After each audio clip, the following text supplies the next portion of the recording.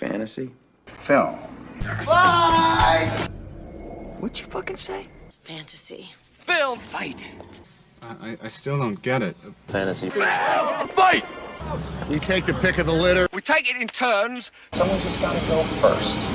And then? The next person. They just go round and round. That's what. We call it Fantasy. Fight. You win some, you lose some. Anything can happen. So? Who are you going with? Who you picking? Today. Fantasy. Film.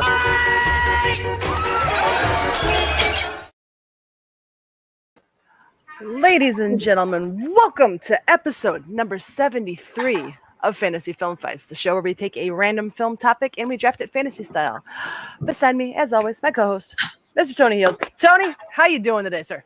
I am doing excellent. It is a lovely Wednesday. The sun's been out, so I've been outside for most of the day. And I've just realized this is probably the most international panel we've ever had. That might be. It might actually be. And it's going to be an interesting one today because we are drafting movies with forward titles. So anything's on the board as long as it has a four-word title. I have no idea what our panel might be up to with their draft boards, but let's introduce them all. Directly beside me, we've got newbie Kaiser. How you doing, buddy? A little nervous because it's my first time here, and now Tony said that it's an international panel, kind of put a little pressure, but hopefully it will go well. Zero pressure on the show. Zero pressure. Your list is your own. There's no pressure to draft anything other than movies that you happen to love. That's all. That's it. And have fun. That's it. Thank goodness. Thank you for joining us. Happy to have you. And then down over here in the corner, we've got Patrick returning. Patrick, how you doing? Not too bad. Not too bad. Glad to be back. Oh, glad to have you back, sir. Directly below me, another returning guest. Joe, how you doing? I have COVID, but it's all good. Yeah. Let's do it. Oh. Yeah, sorry to hear about that, buddy. But we'll try to take your mind off it for about an hour and a half to 2 hours. So We'll keep him in this box. Please stay 6 feet away from his box at all times. Tony, I think weird. you are the closest. I technically am, yeah. Technically, yeah, you are. And then last, but certainly not least, another returning guest, Joseph, down over here in the corner. Am I getting it right? There we go. Joseph, how you doing? This is my 6th episode Wow. of Fantasy Film Fights. This is also a episode where we're drafting forward movie titles. My birthday is on the 6th month of the year, June, and the day was the 4th. So I think this is very, very timely and appropriate for me to be on. And I'm happy to be here because there are some great movies that fit the criteria here. There are. My draft board was surprisingly long for this one, and I honestly don't know exactly where I'm going. We'll find out. But before we do that, we got to figure out who's going first, who's going last, what the draft order is going to be. Tony, how do we go about that? Yep. So the way we do that is I've got a numerical question here. Everyone's going to take a stab at it. And then whoever gets closest to it gets to pick who goes first, who gets stuck in the middle, and who takes it in the rear. So the question. So when I think of the number 4, I go to the Fab Four, the Beatles. Okay. And in 1966, they had a historic tour of Germany, Japan, and the Philippines, where they got death threats in Japan and got run out of the Philippines. So they're in. Uh-oh. Oh. I was hanging on every word. Oh God, this is. All right, let's just theorize. Oh, here we go. I was saying, let's theorize what the question might have been. Kicked me out. The worst thing about Not me. I did not do it. I logged in, it came up with things saying studio coming just in case we're working on it. So if anything else happens like that, beep. So yeah, the question. So June 30th, they were in Hamburg, Germany. July 1st, they were in Tokyo, Japan. According to Google Maps, you can walk that. Oh God! How many hours would it take to walk from Hamburg, Germany to Tokyo, Japan? To Hours? walk? How many hours? Hours. Between mainland and Japan. Apparently, there is a way that you could at least get on a ferry in between the two, but you could get there on foot for the most part. From Germany to Japan. This is something I'm really sad about. That I go on Google Maps and work out these ridiculous methods of getting to places. And just quickly, so this is the 4-word movie title. So the, and, it, and, anything in the word is classed as a word. A number is classed as a word, but it doesn't count as two words. If it's like 700, it's just one word, 700, not 700. Unless it's spelled out like completely in different spacing. If it's just the numerical number, then it's one word. That is one very long grabby road. Yeah, I have no concept. I just wrote a number. It's a long and winding road. All right, let's see how terrible everyone is at geography. So we'll start with Joseph first. I'm tempted to write a fourth four to fit the title, but I put 444 hours. And Joe. 198. And Patrick. I've severely overestimated this. I initially, with my math here, tried to figure out how many hours are in a year, and then I just wrote 69,420. Kaiser. I actually did math for this. I put 3,600. Peggy. I had no concept, so I went 24601. So the closest. Being off by 1,200 and something. I don't teach maths. I teach babies. Kaiser's correct. Closest. The correct answer. Wow. 2,364 hours it will take to walk from Germany to Japan. Okay. I was only off by about 20,000? Yep. So shut it. Anyways, but Kaiser, the rookie, you've got the beginner's luck. It falls upon you to set the draft order. Who do you want to have the first pick of the draft? Who do you want at the end? How are you going to set it up? That's it. Joseph go first. Patrick second. Joe third. Me last. Right, so Peggy fourth. Then you want because I'm drafting too. Oh, then you'll go 4. Then I'll go 5th. Yeah, sure. Okay. Excellent. So just confirm it's Joseph, Patrick, Joe. Why do we do this to ourselves and put people with the same names on the same shows? I don't know why we do it, but we do it often. So Joseph, Patrick, Joe, Peggy, and Kaiser at the end. I'll just refer to Joe as COVID. All right, so Joseph, you are officially on the clock. What is going to be the first movie off the board with a 4-word movie title? What you going with? There are a lot of movies going over my list. There are a lot of movies that I could see people picking as the first movie of the round, like the first round draft pick. So like it's tough, but just because there might be several that might be taken away from me, I had to only pick one probably that I could take. And the one that I love the most out of all the 4-word movie titles that I've seen is a Frank Capra 1946 film called It's a Wonderful Life. Son of a bitch. That was my top 5. Yeah. I love this movie so much. The journey that it takes the main character, George Bailey, into this very, very emotional climax is always moving to me whenever I see it. I just think it's a great pick. Or I just think it's a great movie. Yeah. No, I think it's a great pick and a great movie. Yeah, I'm kind of pissed you took it off the board. I watch it every so glad Kaiser let me go first because I did not want to lose that no matter what. Thank you, Kaiser. I'm wondering if everybody else had this on their draft board. It's on my board. Not my first number 1 pick, but this is a fantastic movie. I watched it for the first time a couple of years ago, and it's on every Christmas now. Yeah. The reason why I wouldn't have picked this is because I only saw like bits and pieces of it on a TV over the years, and I never saw it the whole way through. But from the ones that I've seen, it's a really amazing movie. So, I mean, yeah, it's a similar thing for me. Never really seen it the full way through, so I can't in good conscience put it on the draft board, so to speak. That's fair. From everything I've heard, it's a fantastic choice, especially number 1 overall.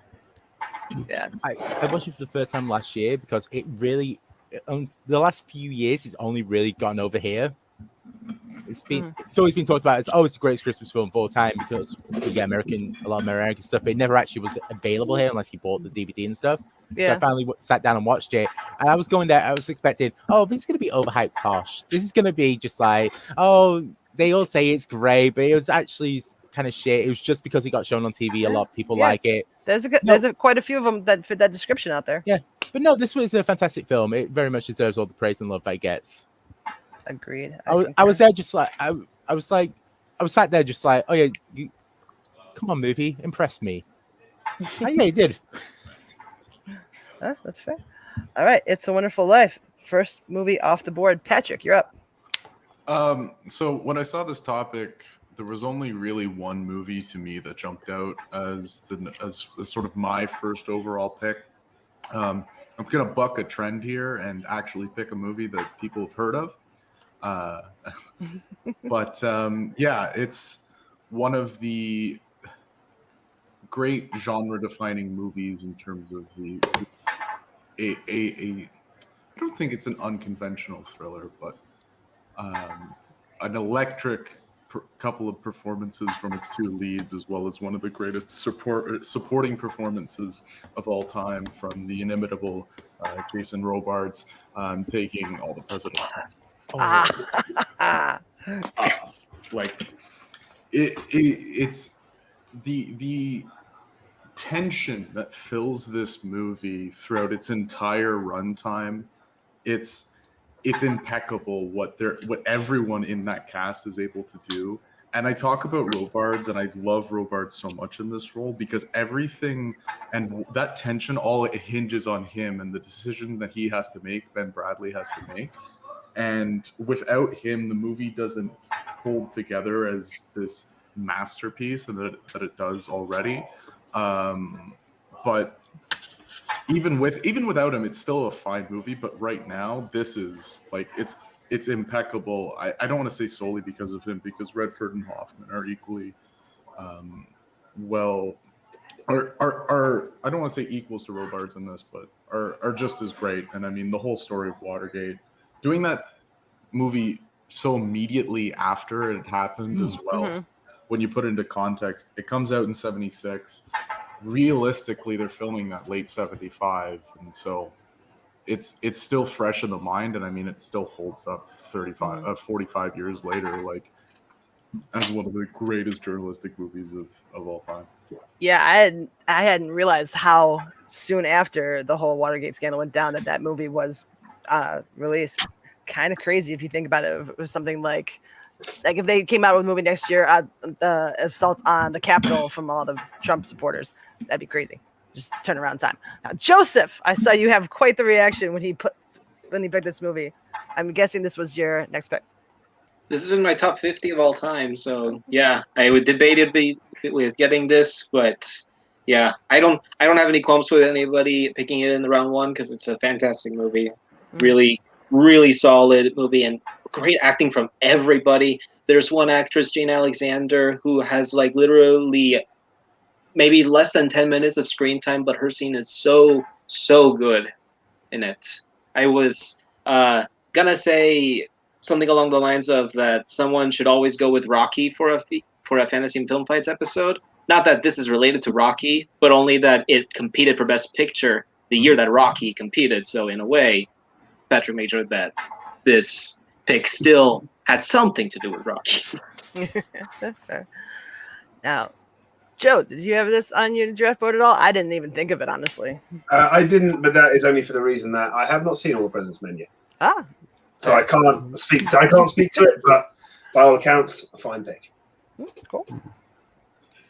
Yeah, I saw The Post and All the President's Men back to back last year. It's actually even now it kind of holds up because it still tells something of the current political situation and even a situation in your 70s. So definitely a great movie. If any of you haven't watched it, it's a great movie. Yeah. Cool. So just quickly, I'll just figure this out. So Nixon resigned August 8th, 1974. This film came out April 76. Yeah, that's So crazy. it's literally less than 2 years they went from let's get this to actually making it. It's like that is ridiculous. Yeah. And also just to say, like, you've also got like Ned Beatty in a small role here, F. Murray Abraham as well. Just like this cast is just absolutely top to bottom, just like incredible. It's a solid choice. All right, and Joe. Oh, sorry. Go ahead. So I was going to say Hal Holbrook as well, but passed recently as well, and Ned Beatty as well. Cool. All right, over to Joe. What you got, bud? This is one of the movies that I consider to be a perfect movie. It is one of my favorite movies of all time. Everything from casting, story, score, everything about this movie is iconic. So much so that even now in 2021, we're making musicals about this movie. I am picking Back to the Future. Yep. Yeah. That was going to be my number one pick. It was always going to be my number one pick. I absolutely adore this movie. It's something I've been watching since I was a kid and has not got stale in the slightest since. So pissed. I was one pick away of getting it on my squad. Oh, just quickly, you mentioned the musical. I still had tickets for that musical prior to the pandemic. Oh no. I didn't even know they were doing one. Yeah, it's based. They were based up in close to where I am in Manchester. They were going to do a couple of months there, then go down to London. So when the pandemic hit, they just cancelled all the Manchester stuff, and it's now set in London. So I'm just like, oh, it was going to be like 40 minutes on the train. Now I have to go to London, and it smells. It does. Good to know. All right, I'm assuming everyone had this one at least on your draft board, if not high on the draft board. Yeah. It was in my top 5 movies that I really hoped if it got to me, I would get it in the second round. Yeah. It was always going to be my number one. I figured it was going to be someone's number one, so I just was like, I'll move on. I can deal with not having it, sort of thing. Fair. Yeah. Now I don't know where I'm going with my next pick. You guys talk a little bit more about Back to the Future while I figure out what I'm going to take. Yeah. Considering that I'm born in like a 99 and I have like almost no reason to like this movie, the fact that it's actually probably my favorite 80s movie says like really something about how good this movie is. And yeah, Christopher Lloyd has had so many iconic performances, but this is his most iconic one, which should say something. Yeah. Like I watch it now, and there's not one thing I think, you could probably get rid of that now. There's just nothing I think needs to be removed. And I think the whole final sequence on the clock tower, hooking the wires back up with the way the score just undercuts everything. I think it's all just perfectly shot and put together. It's just fantastic. If I'm not mistaken, I think... Oh, sorry. Go ahead. Just real quickly, I wanted to add another thing. Best punch in any movie. Yes. And Biff's a great I think villain. he took his wallet. It's a proper 80s villain. Yeah, if we ever do... Or a 50s villain, if you would. If we ever do best movie villains, We did, didn't we?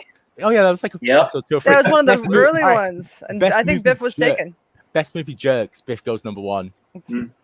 But yeah, I was going to say, I believe in a lot of film classes that the script of Back to the Future is taught. It's just like, here's the perfect script. This is how they wrote it to make sure everything had a point and everything like that. So it's the only issue that you can have with it is maybe get out the incest. Yeah. Maybe. But it's the 80s. People were wild back then. Yeah, there's a few sketch storylines that came out of the 80s. See, like Soul Man, for instance. Crazy that became a movie. All right, my turn. All right.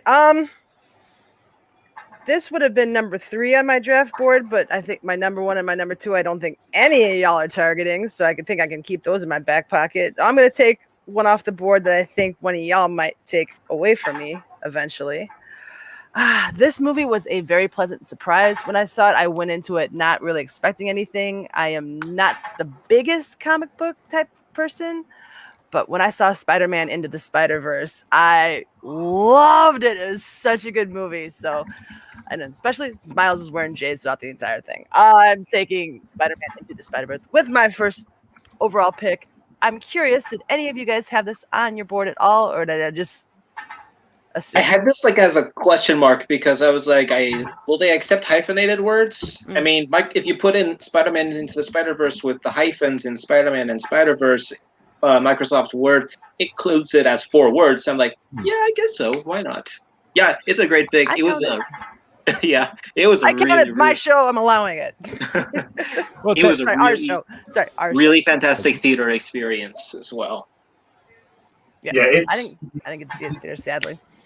The animation is like nothing I've ever seen before. I think what they produced with this movie is just something that shows what can be done when you just accept that people understand the universe, understand what's possible in Marvel, the multiverse theory, everything like that comes in. The voice cast is fantastic. Nicolas Cage is fantastic. You know, I like to drink egg creams and beat up Nazis. It's fantastic. I think my favorite is Mulaney as Spider Pig. I don't know why. Spider-Ham, yeah. At what point? Excuse me. At what point did you I got my Simpsons reference. Sorry, never. Go ahead. At what point do you think you can have a talking pig in a spider costume and it works? I've currently got a hamster that keeps climbing on the bars. I'm thinking about renaming him Spider Ham, but that works. Yeah, it's a fantastic movie and fully deserved its Best Animated Feature Oscar. And Sunflower's a great tune. It's a great song. Oh, that soundtrack is absolutely all killer. Yeah. There's so little wrong with that. Yeah, I feel like I might get flamed for saying this, but it's my least favorite Spider-Man movie. I think it has too much of a comic book feel to it, and I never really got into the animation. I actually fell asleep twice while watching this movie, so. Wow. So I will not be getting Kaiser's vote at the end of the show. Takes. That's all right. That's all right. Different shows for different folks. I can kind of understand that point because it is so vastly different than any Spider-Man thing ever. It's like because normally, like most Spider-Man films are kind of more coming of age-y, whereas this one is more action-y. If that makes sense. Yeah. But you still get that great coming of age moment with the dive off the tower and the flip of the shot is fantastic. And I just think the way they made Kingpin look is just fantastic. It can only work in that movie. Catherine Hahn is Doc Ock. Come on. But yeah, that was my pick. I'm happy with it. Kaiser, close out round number 1 for us. What is your first overall pick? Okay, I should say my list with a disclaimer. Kind of what Patrick said with his list. I'm saying a lot of the movies on my list you'll probably have not really seen, but at least for the first 2 picks, I think you all will have seen. The first one is actually one of the greatest courtroom drama movies I've ever seen. It's 1992's A Few Good Men. That was on my list too.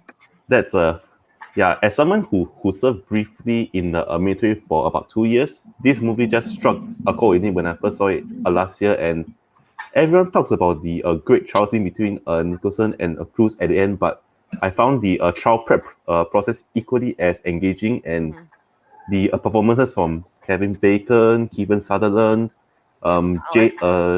J.T. Walsh is all an amazing movie, and it's some people might call it a little bit stagey, but I still love it, and I mean, it was based on a play. I mean, it's going to be a little bit stagey.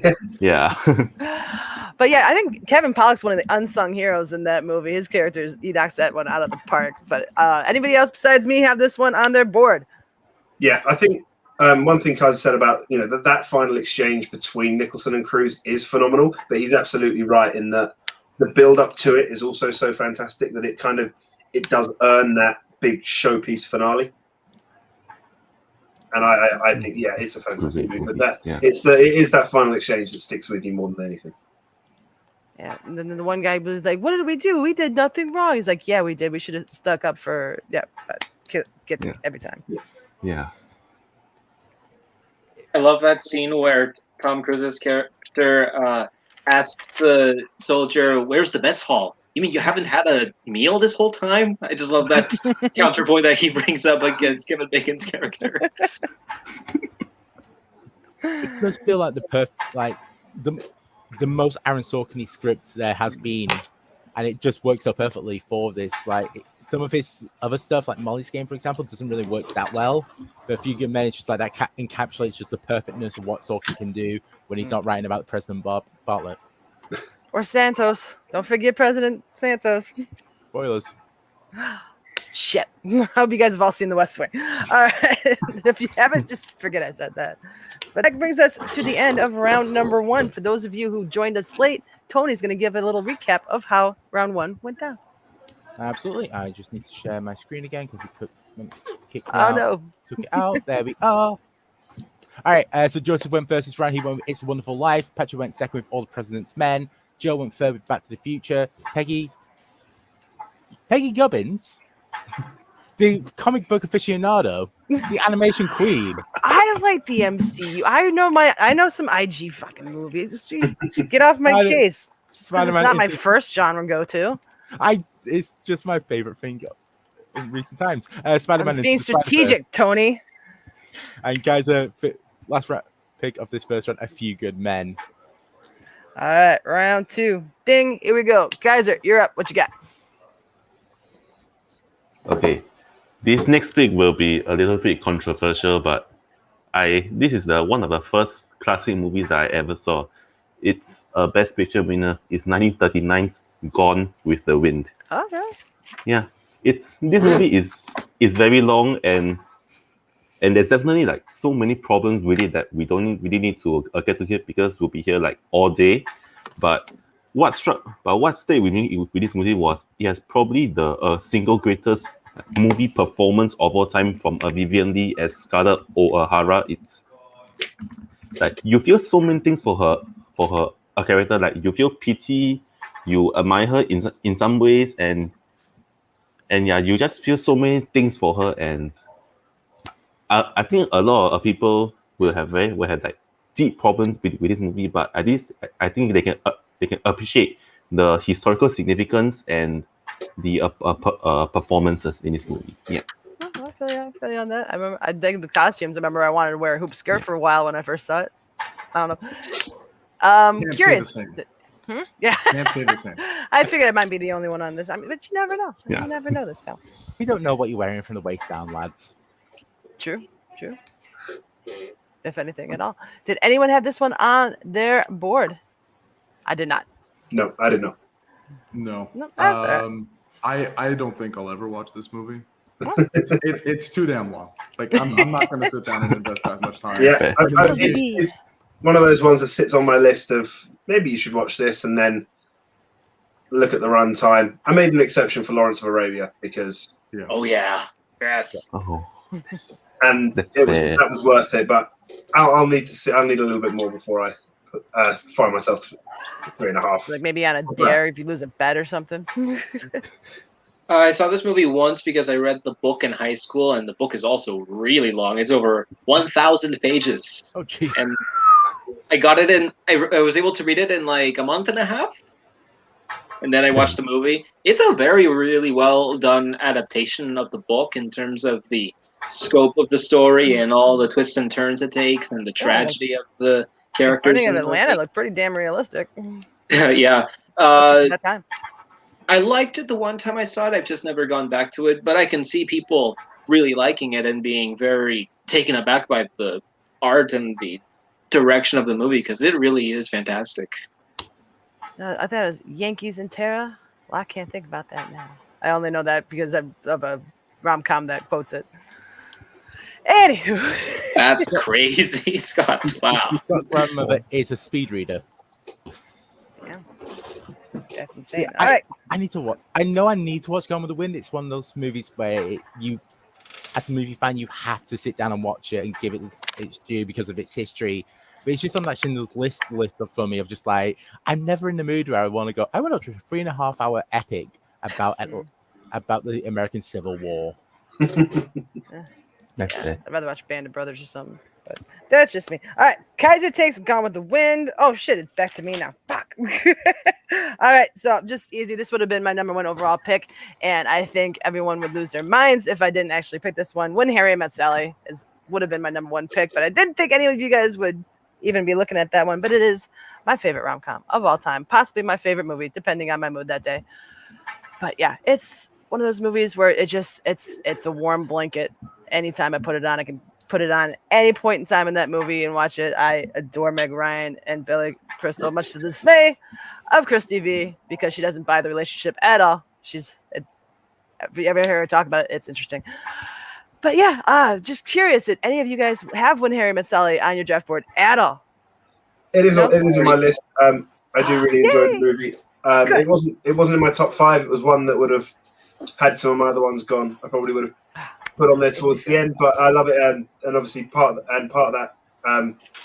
this movie I did include in a sort of wedding video montage I did for my wife on our wedding day, which was I love it when it takes you half an hour to order a sandwich and all that sort of stuff. I put that all on a montage and in a video, which is. So yeah, I really enjoy the movie, just not one I would have put in the top 5. That's cool. I'll take it. Guys, have you seen this one? No, I've only saw the diner scene on YouTube. Yeah, gotcha.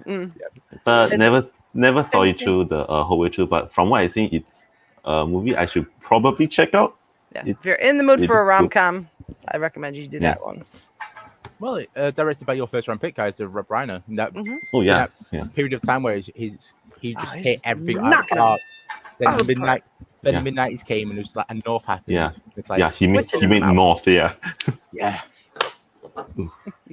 And until they made North. But I still love Elijah Wood and Bruce Willis. It's okay. It's all right. All right. Well, since not many are going to chime in on When Harry Met Sally, unless anybody wants. No. Okay. No. All right, Joe, you're up. This is tough. There's quite a few that I want to make sure I get on there, but I think I'm going to go with my next pick. Steering away from what I'm known for in IG, it's one of my favorite older movies. One of my favorite older movies. I happen to think that Jack Lemmon has one of the best reaction faces in all of movies. This is one of my favorite movies. I watch it every time it's on. The first time I watched it, it's got remarkable performances. Tony Curtis, Jack Lemmon, Marilyn Monroe, and one of the best closing jokes of all movies. Nobody's perfect. I'm going with Some Like It Hot. I don't understand. I don't understand. You guys go ahead. This was my favorite first time watch of last year. I love this movie a lot. The comedy, it was just for me, I think, for when I saw it, like the whole proceedings and how their misadventures happen and all their interactions with Marilyn Monroe and all the characters in the movie just had me smiling the entire way through. And so, yeah. I mean, it's good. Fantastic pick. Sorry, Peggy, you didn't seem to like it from what I've heard. No, it's good. I just don't understand why people just lose their minds over this one. I mean, I give me Sunset Boulevard if you're going Billy Wilder over this one. But Sunset Boulevard's also really great. Yeah. Oh yeah, that is really great, but it's 2 words, so I know. Funny enough, I know. This was that wasn't the 4-word Billy Wilder movie that I have on my list. I still got another one in the bag, waiting for one. I know exactly which one it is, I think. Well, there's at least 2. You have to figure out which one it is. But I mean, I actually just recently did a sort of a watch through of Wilder stuff because I'd never really dove into him before. This movie's a lot of fun. It's not my favorite of his, but I guess I enjoyed the heck out of it. Right, they're not touching it. So yeah, I mean, Wilder's a genius, and Joe was on point with the stuff about Jack Lemmon because he makes every scene he's in that movie. Yeah.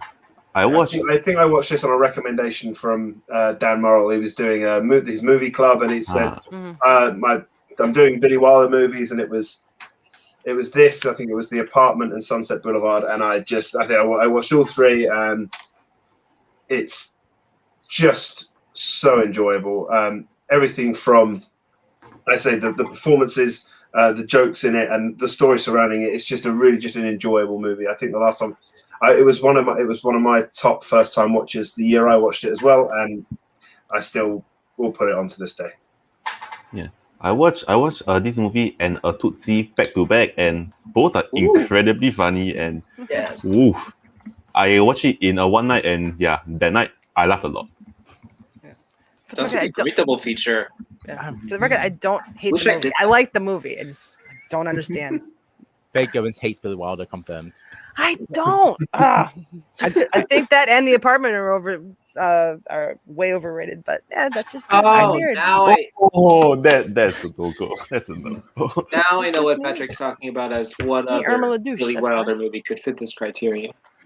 I think there's one in 57 and one in 51. Yep. I'm I now have to just figure out thinking which of, one I'm going to say. I'm now just trying to think of a triple bill of doing back to back. So you got Some Like It Hot, Tootsie, and Big Mama's House. Or It's like- Tu Wong Fu. Thanks for everything, Julie Newmar. that would work as if I was trying to be serious, but I just like the like you have these two classic like drag movies, and then the third one just got white chicks. Why not? My masterpiece of white Ooh. chicks. I watched that movie way too much as a kid. Explains a lot. All right, It does. so Joe took Some Like It Hot. Patrick, over to you. What do you got for your round 2 pick? I'm gonna make you guys wait to figure out which Billy Wilder one I'm gonna take. That's cool. Because there is one more movie. This and All the President's Men are both in my top 15 of all time. Two movies that I think are absolutely incredible. And this movie is probably not the one you immediately think of when you say forward title about the African American experience in the late 80s and early 90s. So one deals in New York, but I'm taking the one that deals with LA, Crenshaw specifically. Yep. One of the greatest directorial debuts of all time Yep. from John Singleton, Boys in the Hood. Oh. Nice pick. Was on my draft board for sure. Yeah. The story of Trey Styles is just absolutely incredible.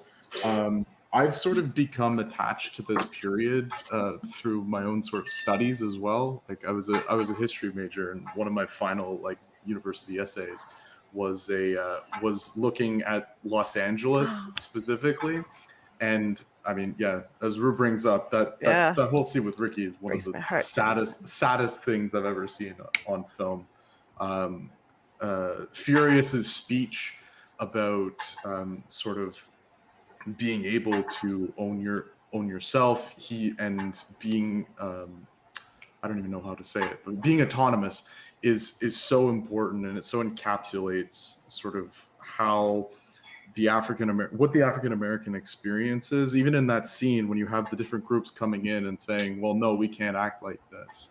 Lawrence Fishburne in that role is astounding, and it's a shame that this wasn't lauded even more than it already was. I think part of that is because Silence of the Lambs came out that year. But this, to me, it's the best movie of the early 90s at the very least, and I think there's something about it that just it's immortalized in time.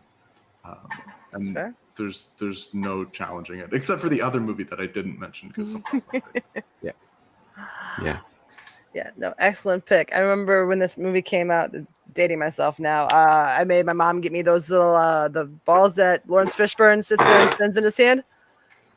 I made a girl give me a set. I don't know why, but just reminds me of that. Anyways, anyone I want to comment on Boys in the Hood? Yeah. I think John Singleton's direction is fantastic. I agree. Lawrence Fishburne is phenomenal as Furious Styles. It's a really fantastic movie, and it does hit hard at the right moments. Okay. You were gonna say something, Kaiser? I actually thought Apache was going a different way with this. I thought he was talking about a certain Spike Lee joint, but then he did a switcheroo, and honestly, I don't really want to comment on this movie because I know I've seen this movie, but I think I might have confused it with some other black cinema movie. So in case I'm thinking of the wrong movie, I just don't want to comment. Yeah. That's cool. Nothing wrong with that.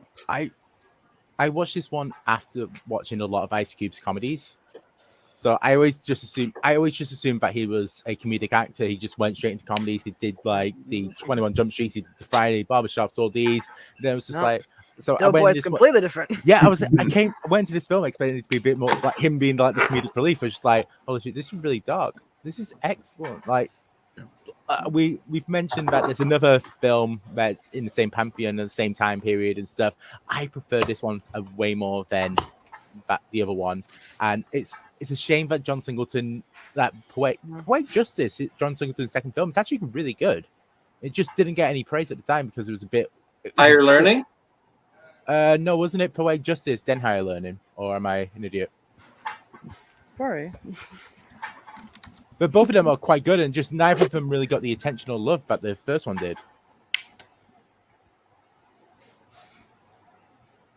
Yep, Poetic Justice 93, Higher Learning 95. I'm a genius.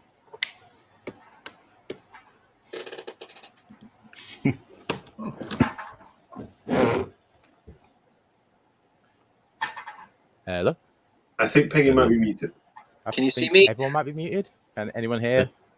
Yeah, okay, we're good. Yeah. I think everyone's here. I can hear everyone except Peggy. Peggy's muted. Right, ladies and gentlemen, StreamYard was having some technical difficulties before we got on the stream, so it looks like it's kicking off again. But yeah, let's see. She's jumping out and jumping back in. So Joseph, if you can hear me, it's your next pick. Yep. Okay. This is really, really hard still because there are still some other movies here that I'm like, oh boy, like, do I want to? Can you hear me now? Take them right now or? Yes.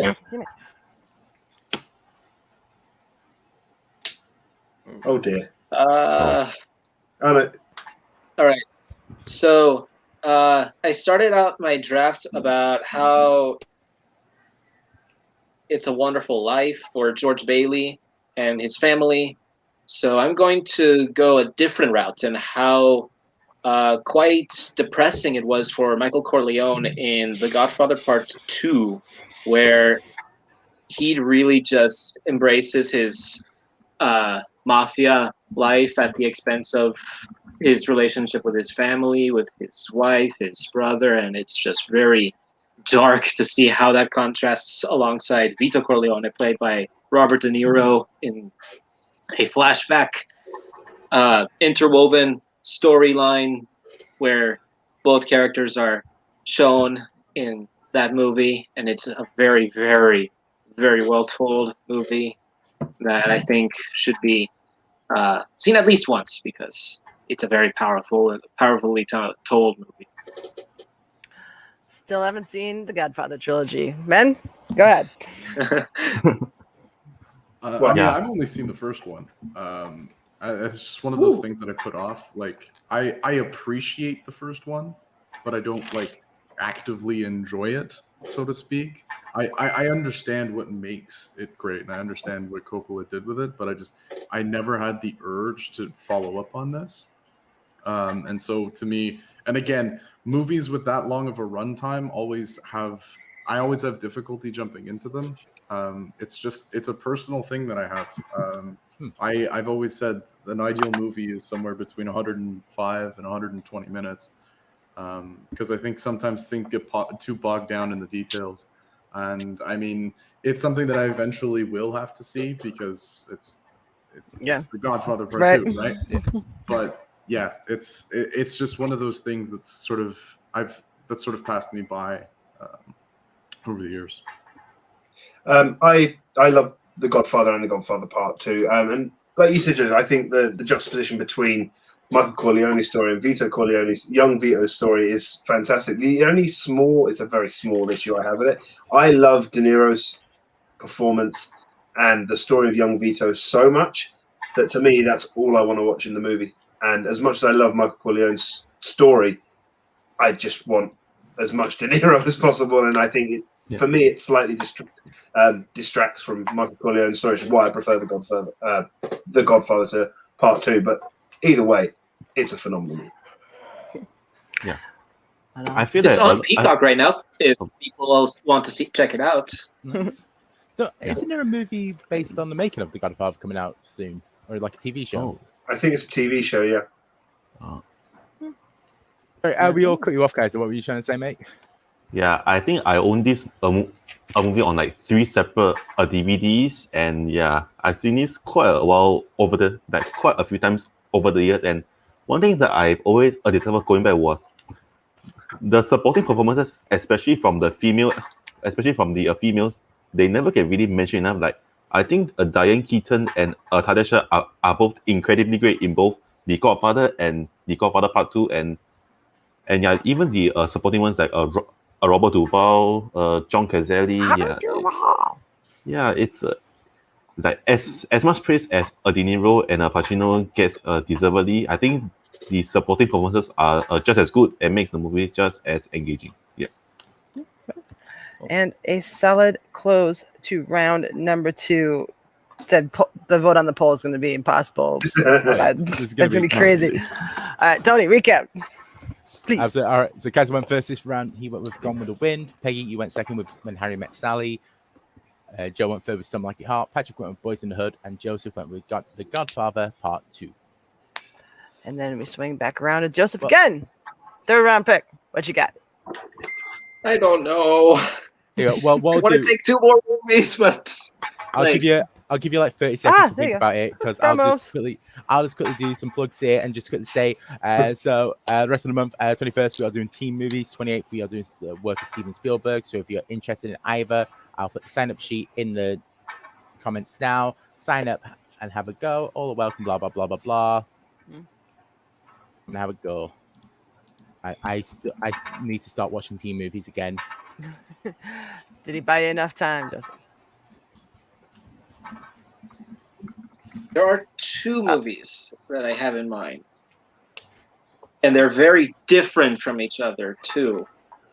But like, I want to take both because they're, I think, movies that really deserve to be like brought together, and I want to have them all in my list for variety's sake.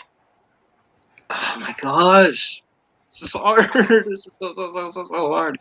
Especially since you have so long to wait until the next pick. I know, right? Yeah. Which one will be more likely to be taken by Give 30 seconds. I know. Okay. I'm gonna drink everybody's milkshake and take There Will Be Blood as my third pick for fantasy place for this draft. Daniel Day-Lewis is a beast in this movie. For a 2.5 hour long movie, this movie goes by really, really well. Not fast. It's a very well done slow burn, but that slow burn is made all the more investing by Daniel Day-Lewis in this movie, and the cinematography and the direction of this movie. The conversations that he has with Paul Dano's character, and especially that final confrontation, is chilling. Gives me goosebumps all the time, and is so disturbing, kind of, to see how Daniel Day-Lewis's arc goes. But it's still very, very fascinating. Still on my to-do list. It's another one on this draft. You definitely have to be in a mood for it. I know a couple of people who are not the biggest fans of it, but I think it's worth seeing, at least for Daniel Day-Lewis. Yeah, that's fair. I remember disliking it when it came out because I had, for whatever reason, I really loved No Country for Old Men, and just went, you're the rival, you're the enemy, you're the kind of a similar film, same time period. I don't like you. Then I rewatched it like years later, and it was like, oh no, this was actually brilliant. Like, No Country's still better, but this is fantastic. I still prefer There Will Be Blood, but No Country does go up on rewatch for me. I'm in the same boat. I will take There Will Be Blood over No Country pretty much every day of the week. I honestly, after watching it finally, like, this is what made me fall in love with Paul Dano. As great as Daniel Day-Lewis is, I think the movie hinges on Dano being able to play Eli Sunday as well as he does. The weird, freaky roles that he delves into later in his career, none of them match up to what he did here. And it's really, really sad that he couldn't get the accolades because Bardem was that same year, and Anton Chigurh is one of the most iconic characters of the 21st century. It's my favorite PTA film as well. Like, I find very little wrong with it. It's everything Joseph said. Great slow burn, wonderful stuff. I'm definitely in the same boat as Tony on this. I think There Will Be Blood is a phenomenal movie, and Daniel Day-Lewis' performance is incredible. But there's just something about No Country for Old Men that out of those two from that year, it's the one I go back to more. However, There Will Be Blood was on my list. It's probably a movie I will never rewatch again, but yeah, I saw it one time and that was enough. Like Daniel Day-Lewis, the performance is incredible, but it's one that unless I'm in like I really have a lot of time on my hands and I can like really just just lock down my mind, I'll probably never I'll never rewatch it. So, but it's a great movie. Yeah, That's fair. yeah. You did, like I mentioned, you have to be in a mood. So like I know that it's not for everyone's cup of tea, and that you also need to like think if you want to see something that you're in the mood for, like a fun movie or like a meditative character study, which is a good movie, but maybe not always what you want to see all the time. So I get it. Yeah, So, absolutely just out of fair. curiosity, was anyone going to pick this in the next 2 rounds, or could Joseph swapped it and done the other one? Potentially. Maybe. No. So now we get to watch Joseph's face for the next 9 picks, just like of waiting to see whether or not the one that he decides to wait on gets picked or not. Ooh, interesting. We shall find out, and we're gonna find out if Patrick is gonna take it off his hands right now. Patrick, what you got? I've picked 2 English language movies, which is more than I think both of my last 2 combined were. So I need to get back into my wheelhouse here. Okay. One of the great sort of teen romance movies of the 2000s, the sort of coming out party for one Alfonso Cuarón, Y tu mamá también. Okay. The raw sexual energy of this movie is almost unmatched.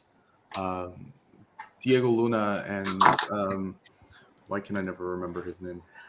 Gael Garcia Bernal. Yeah. Gael Garcia Bernal. Like the two of them together are absolutely perfect, especially given how young they were. And I just like this. It's to me, it's the purest coming of age movie I think I've ever seen, especially as it deals with ideas of sex and it deals with sort of the fragility of teen friendship, right? You think a lot of the friends you made in high school, you're not necessarily friends with them even 6-12 months later because you sort of fade away as you go off to college, sort of thing. I think I don't want to say Other Looks are dishonest, but to me, this is the most honest look at that because it deals with sex in such a real way. It deals with the jealousy that sort of thing can breed amongst people, and it's absolutely wonderful what Cuarón is able to do with every single person in that movie. Yeah, not the first time that this movie's been drafted on the show. Was that Sexiest Cast that was drafted? Yeah. Was that you, Tony? That was me. Yeah. I'm not going to say the title again because I bullshit too much. But no, yeah, this film is fantastic and just work. It's just this energy throughout it. Everything just works perfectly, and you just and especially watching it now, knowing what Alfonso Cuarón does, like he's the guy for the Gravity, the guy for the Children of Men. This film, Prisoner of Azkaban. Yeah, exactly. This, all these, and it's just like then like it's this. Why do Mama Tambien? It's just like, how could you do something this beautiful and also do all these big, incredible things as well? Just like you shouldn't be able to do both things. You can't. I think that speaks range, Tony. It speaks to Cuarón because I've always sort of said when it comes to foreign language films, if after 10 minutes I forget I'm reading subtitles and I'm just invested, then I know I'm going to be enjoying the movie. The same thing happened with Parasite and Train to Busan and Amelie and all these other movies that once I'm invested, I forget I'm reading subtitles because I'm invested in the story that I'm seeing, and it is a beautiful movie.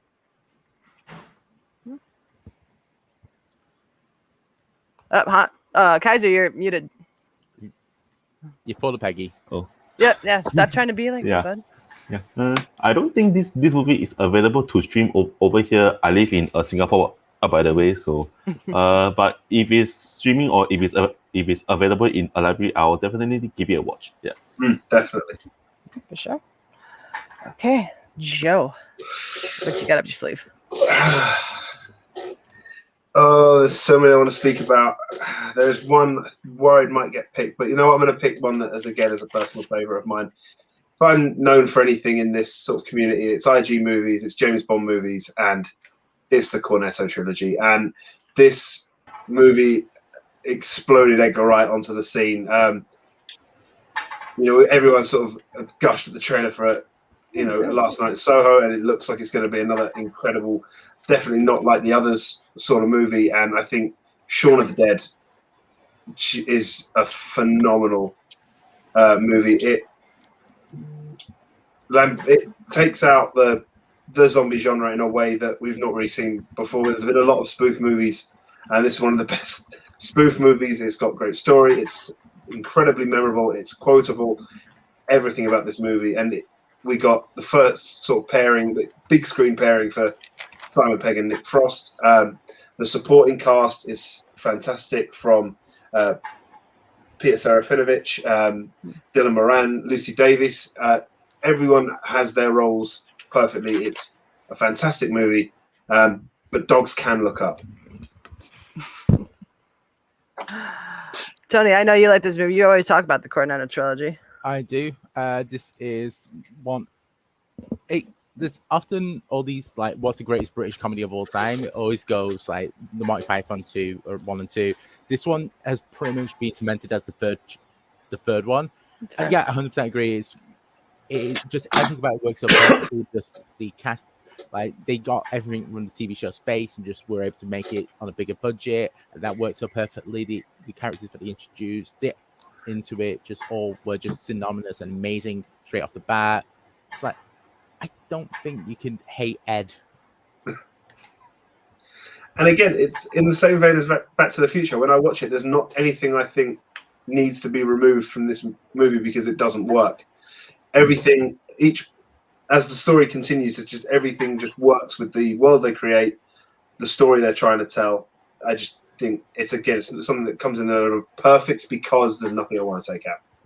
I don't know if anyone's a massive horror fan on here, but there's so much of the references and everything that they put into it where the more that I'm learning about horrors and going back to watch this, it's like, oh, that's a reference to like this. Like, it's so packed with these. We're coming to get you, Barbara. Yeah, the stuff on the front pages of newspapers, the stuff background on the radios and on the news reports, that's all what might be the cause, and it's all references to Dawn of the Dead and the Night of the Living Dead and all this other stuff. It's fantastic. Oh yeah, Bill Nighy as well. Well done, guys. Right. And of course, Darth Maul in it. That's cool. The voice of Darth. It's 4 fucking morning.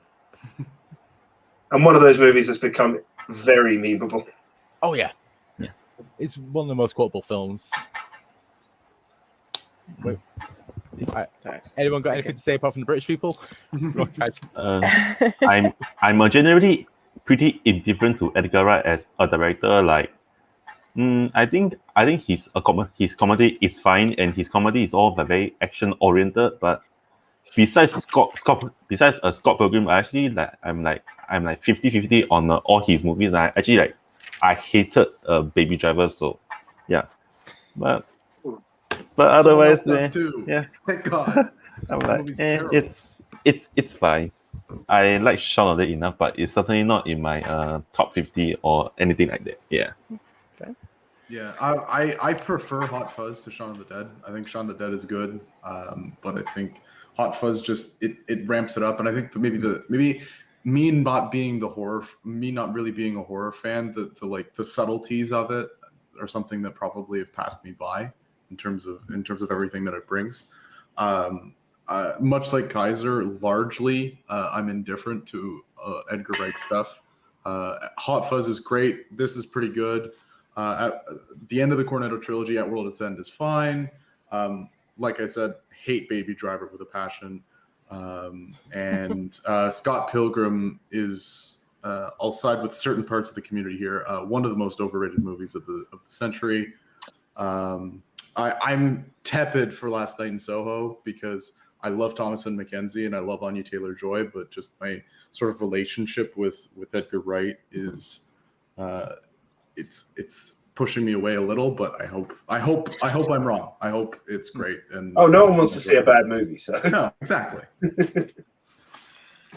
I'll be honest, I'm way more interested in seeing the Sparks Brothers than I am Last Night in Soho. I've heard nothing but amazing things about that documentary, and sadly, it's going around doing like the fancy picture houses up north here, so it's going to be like 5 months before I can actually see it. So, Joe, were you going to say something? Joseph, were you going to say something? Probably my favorite scene in this movie is when Peter Serafinowicz wakes up from them blaring the music in the morning and just throws the record outside the window. But yeah, I do prefer Hot Fuzz over this movie. But it's a good movie too. I don't get how Peter Serafinowicz didn't do much else. He's one of those people that he's done so many bit parts, but it's just like he's never had like a leading role in a film. Never know, Tony might get mentioned in another 4-word movie title. Ooh.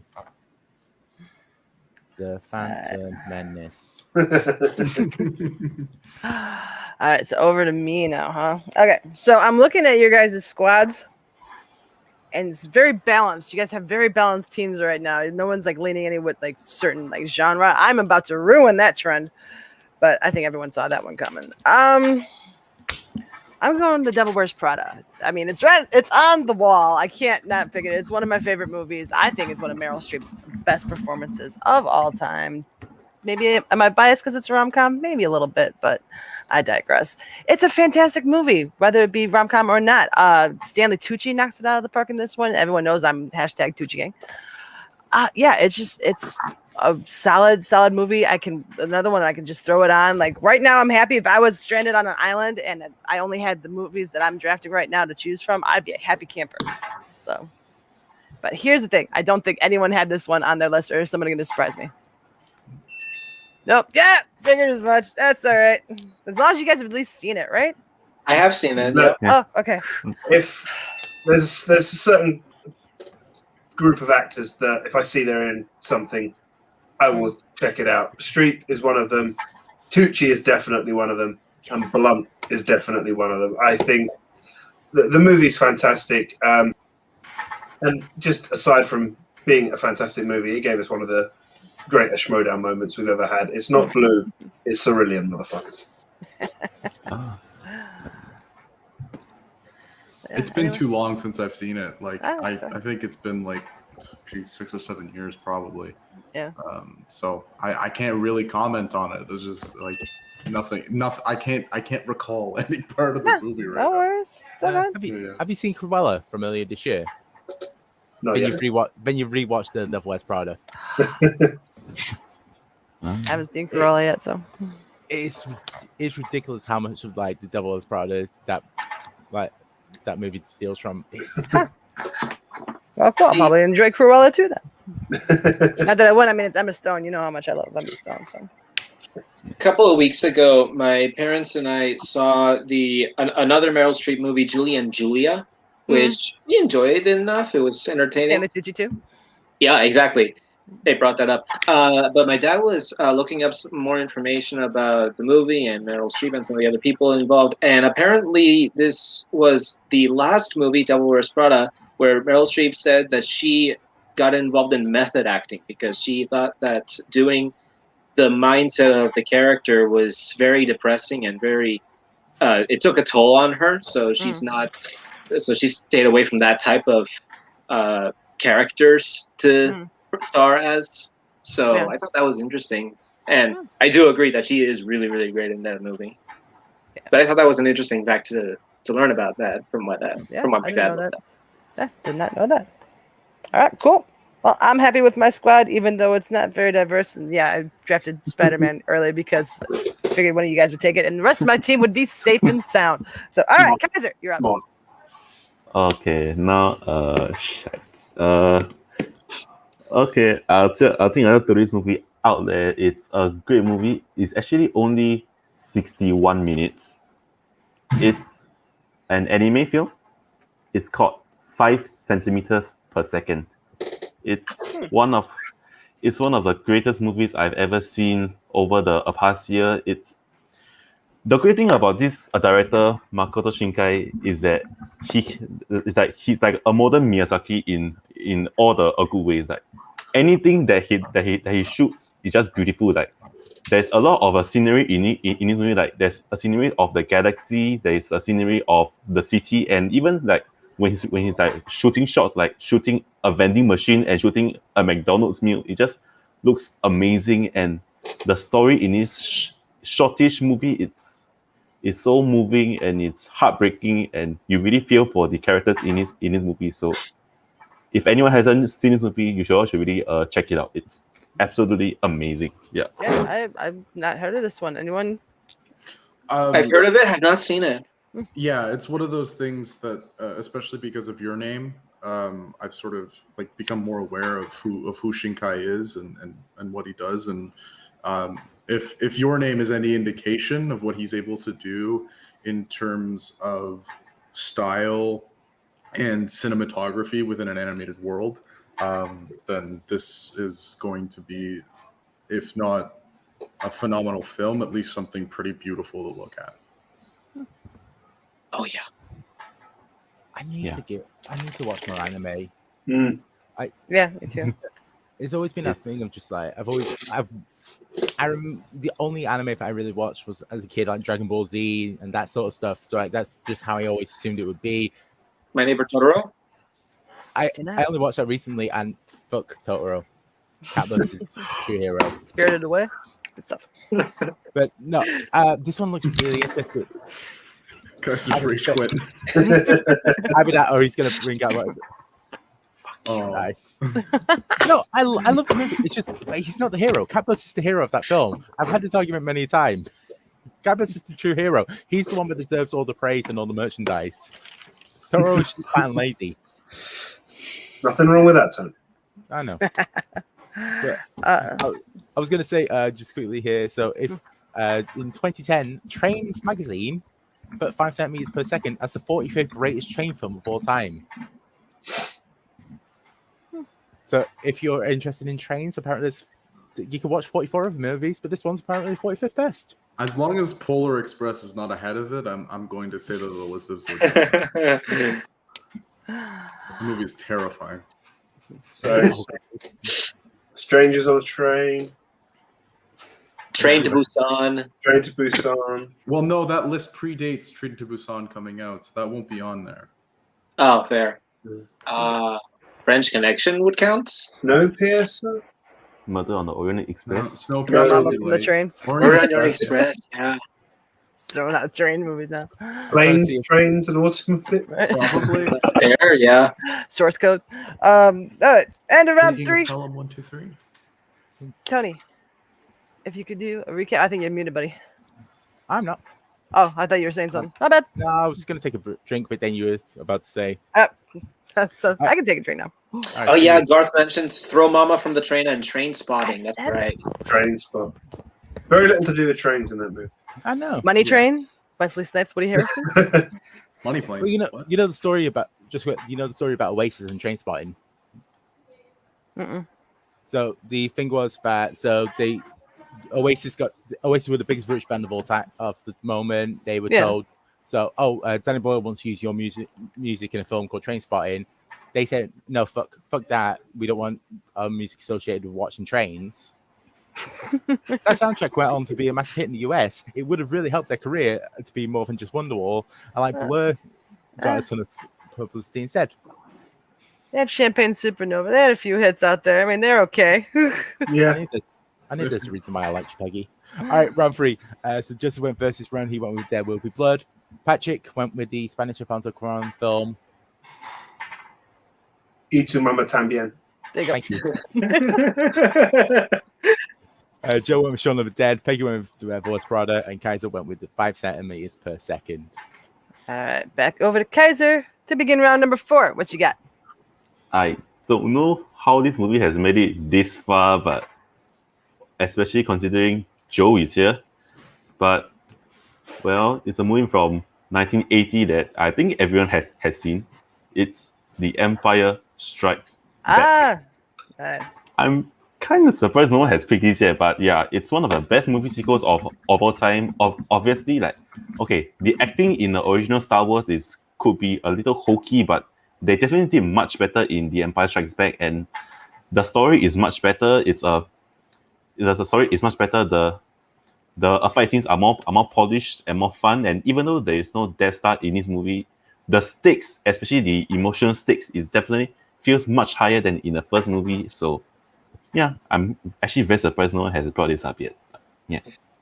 I mean, I left it out for the pure reason I kept it as Star Wars Episode 5, The Empire Strikes Back. Yeah, that's my same. Yeah, that's my same reason why. Like, I don't disagree with anything. I don't disagree with it.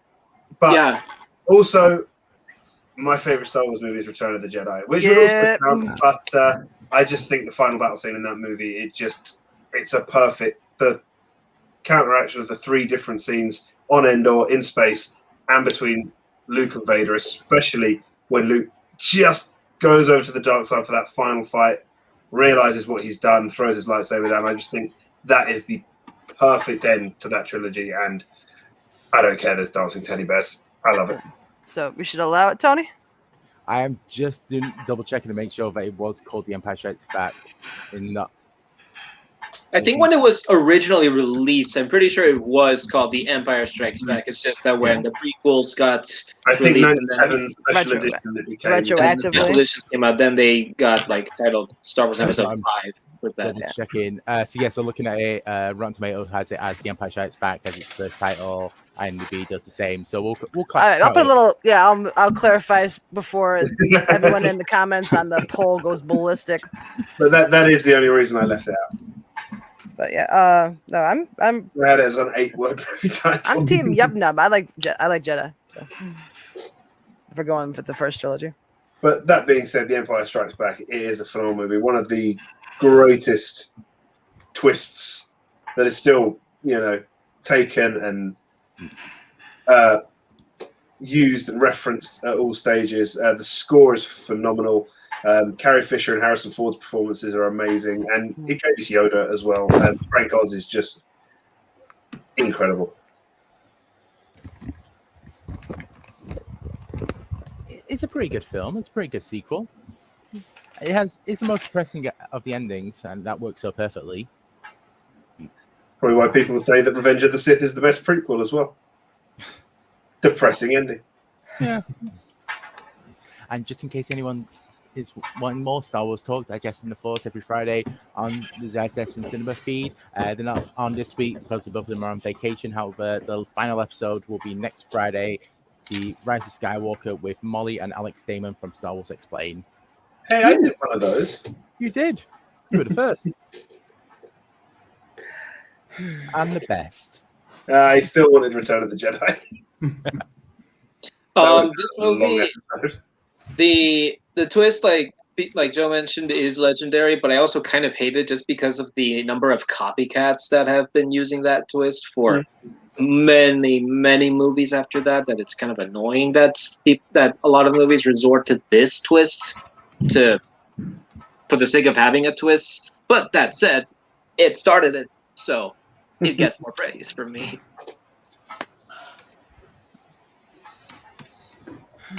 All right. So The Empire Strikes Back was Kaiser's 4th pick. Move on now to Miss Gubbins. Yeah. I'm debating between 3, and I've only got 2 spots left.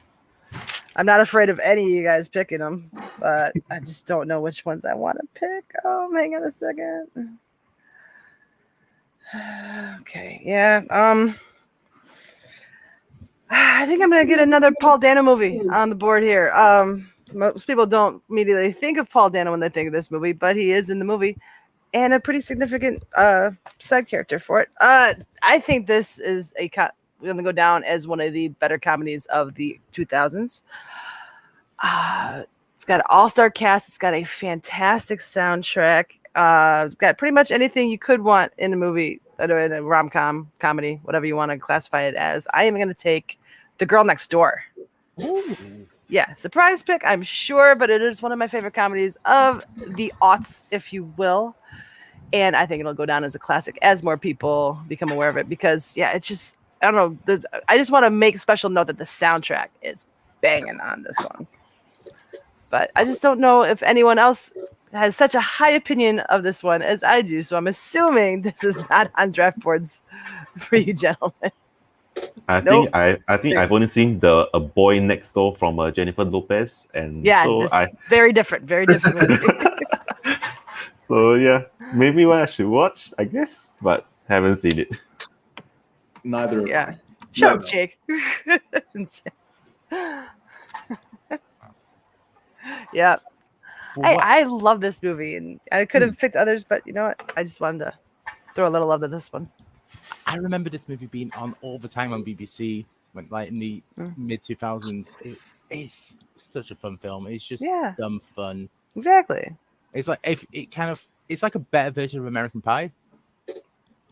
Yeah, much better than American Pie, if you ask me. And is there a better version of American Pie? All right, enough of you guys. That's fine. We can move on. Timothy Olyphant as Kelly he's just fantastic in the role. All right, guys, let's make some fucky. Sorry. I can quote that movie up and down, but I digress. We shall press on since I didn't whip anyone up into a verbal frenzy. It's okay. Joe, you're up. Oh, crunch time. I have a big list, and so many haven't actually been picked that it's interesting. I think I'm going to go with one that was alluded to earlier. I think this is a fantastic movie, a fantastic joint.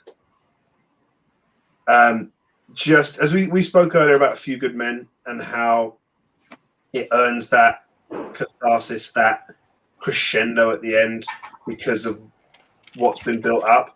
And Do the Right Thing does exactly the same. Nice. It builds and it builds and it builds until you get that moment with the trash can through the window and just the chaos that descends from that moment. It's a movie that earns all the plaudits it gets. It's fantastic direction. I'm a big fan of Spike Lee. Big fan of movies like Black Klansman and Defy Bloods, and going all the way back to like things like Do the Right Thing. It's just one of those ones that when I saw it for the first time, it cemented its place and one of the top ranked movies for me. The supporting performances from John Turturro, Danny Aiello, Frankie Faison, Bill Nunn, Giancarlo Esposito. I just think everyone is doing their role perfectly, and even just from that opening scene, you know where this movie is, what the message and the point of this movie is, and it's a fantastic movie. I don't know if I just experienced a little bit of deja vu, or have you picked this for a different topic on this show before? So, I know somebody has. I had like a deja vu moment that it was you specifically. I don't remember. I don't know. I know Scott picked it the first time I was on when we did Double Duty. Yeah. Okay. Yeah. I know that. I remember that much. Maybe that's what I'm thinking of, or I just had a little bout of deja vu. I don't know. Anyways, continue on. I know Aaron had this as his pick of his birthday bash of movies from 1989. That was a movie that he watched. Great years to be born. Not bad. Not bad. I need to rewatch this movie. The one time I saw it, I was not impressed, I guess, by the movie. So I need to rewatch it because I hear that of all the accolades of it. So I should probably watch it again. See what people are talking about. What all the fuss is about. Yeah.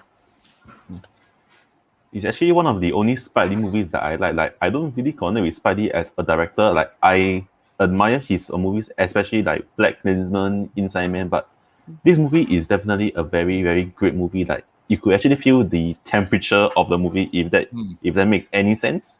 Yeah. So yeah, it's a pretty good movie, but not in my top 50 or anything. No. It's something that, much like Boys in the Hood, it transcends the time that it's set in. I need to rewatch it because it's been a while and I need to fully immerse myself in it. It's the only reason I picked Boys in the Hood over it is because I watched that movie more recently and it was fresher in my mind, right? Yeah. But if you want to talk about the African American experience, again, it's a perfect movie to do that, and it deals like the city of New York and what that is to so many people. A movie that shouldn't be that poignant 31, nearly 30, coming on 32 years later, but yeah, the situation we're in is that it is. Yeah, not much, unfortunately, has progressed. The only issue that I have with this film is that I don't really like Spike Lee as an actor. Okay. I think he's an incredible director, incredible writer, but just him as Mookie, I just feel that just drags the movie down a little bit. It's like if you get anyone else into that role, I think it would have been just absolute, just like all-time great for me personally. But it's just something about Spike Lee as an actor. I'm just there, just like, yeah, you only got this job because you wrote it and wrote it, mate, didn't you? It's like I was just thinking then, it's like if Tupac started acting in '91, if you were able to get him in to play Mookie, damn, that would have been amazing. Yeah, I can see that. Makes sense. All right, Joe takes Do the Right Thing. Patrick, what are you taking with your fourth overall pick? Too many choices. Right. I highly doubt most of them will be taken. So it's I just started going personal favorites. I'm not trying to win any sort of poll. Yeah, that's usually my MO on these on the show. So I'm gonna stick with it. I'm taking my favorite movie of last year. I think something that when we're talking about poignant movies, it's so important to bring this up because it's not something that's represented in media as much as it should be. And I think for especially a first-time actress to do what she did in this movie is absolutely astounding. I'm taking Eliza Hittman's Never Rarely, Sometimes Always. I haven't seen this one. It's long story short, this is a film dealing directly with abortion. A young woman and goes from from Pennsylvania to New York. I know that from studying. I've just never seen it. Yes. So it's this incredible look into the reality of young women's lives, especially as they live in rural areas. I think a lot of the time, and as someone who lives in a relatively big city, and people who live in the big city, our minds are clouded by the accessibility that we have to social programs and all of that certain stuff. And this movie does a great job of dealing not only with the problems of that, but also just the everyday trauma that can face a young woman in their day-to-day life. Whether it's the dude that hits on them for 70% of the movie, or coming face to face with the person in the abortion clinic in one of the most harrowing scenes in film ever. Again, Sydney Flanagan, this is the first time she's ever appeared in anything. And given how great female lead performances were last year, in my opinion, she had the best job, and she's going up against people like Carey Mulligan, like Frances McDormand, all that stuff. We're coming off one of the best years ever for female lead performances. And to me, she had the best one of those. Everyone go check this out. Yeah, it's on the new releases list. I've been meaning to get to it. It's just that there's a lot of movies on that list, so I'm getting there. Yeah. Joseph, you had a reaction. Were you thinking of this one, or the pick that I was torn between with There Will Be Blood is still mine for the taking? Good. That's cool. So I've not heard about this film until just now. So I was just looking at it. Just the Sydney Flanagan, as you mentioned. Do you know how she got found as an actress? I read it before, but I forgot. So Eliza Hittman, the director, found her when she was shooting a documentary about juggalos. She was living in a communal house for juggalos, and she found her shooting her, just like, you'll be a good actress. So the ICP has caused some good in this world. Hey, the juggalos are on the right side of history if you've been following the juggalos over the last year and a bit. They're not terrible people. My only knowledge of juggalos comes from one episode of It's Always Sunny, which they can't show anymore. So. All All right, cool.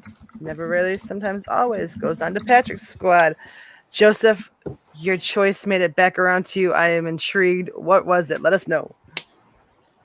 So I mentioned that it's a very different movie from There Will Be Blood in terms of length, genre, and also blockbuster entertainment. I think that's a good way to watch it. While There Will Be Blood is a very slow burn, very well done character study and dark character study at that. This movie is just one of my favorite movies that I like to rewatch as a kid over and over and over again. And that shocked me a lot because it featured a Disney princess. But whenever I see this movie, I'm like, I don't want to stop watching this movie. All the songs are great. The animation is amazing. And if it weren't for The Silence of the Lambs coming out that same year for Best Picture, I would have picked it for Best Picture that year. Beauty and the Beast, 1991. Wow. Yeah.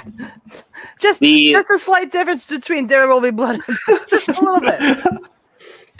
The 2017 film is not a terrible movie, but it just can't touch this movie. This is one of my all-time favorite Disney animated movies. And I'm so glad that I could still take it, because there are a lot of movies to pick from. But just glad I was able to get this as well. Okay. Can I just say this? I would have sort of picked a Joseph movie, but I would have picked the 2017 version. Yeah. So basically, I saw the 2017 version before I saw this 91 version, and after I seen the 2017 the live action version, I saw the animated one. Maybe it's because I should have like switched the order. I saw nothing special about the 91 version, so I still really like it, but I just love the 2017 one a lot more than the animated one. Yeah. I love Jake's comment that I'm incorrect. The 2017 version is appalling. Yeah, but it has Ewan McGregor, so it makes up for it. Yeah, this was reasonably high on my list of movies. Fully deserving of a Best Picture nomination. Fully deserving of 3 original song nominations. It is a fantastic movie.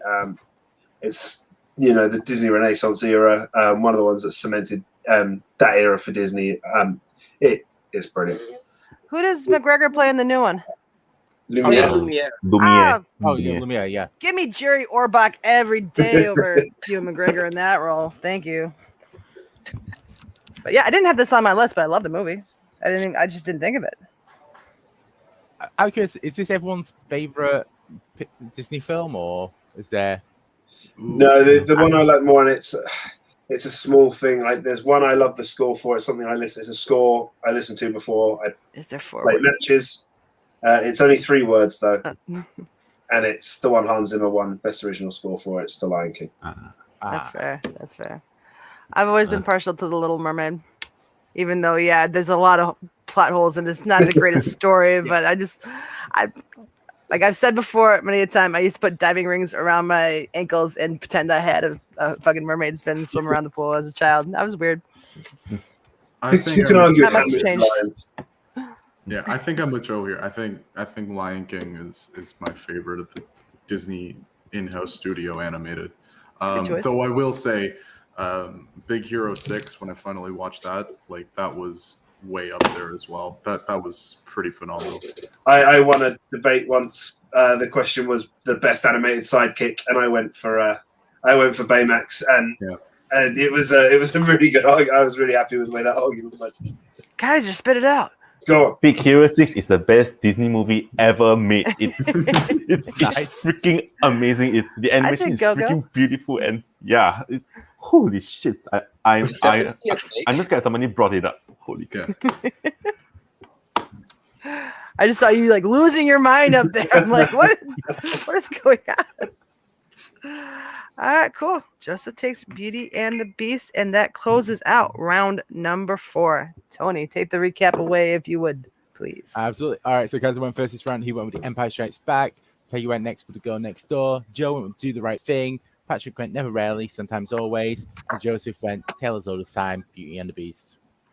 Yeah, I am clearly getting 0 votes in the poll, but do I give a shit? Not really, guys. I really don't care. Give me 0 votes. Fine by me. Okay, we have reached round number 5, the final round. This is where there's one that you just have to have on your squad, or maybe it's one that kind of perfectly rounds out your team. However you want to decide, it is up to you. Joseph, take it away. What are you taking with your final pick?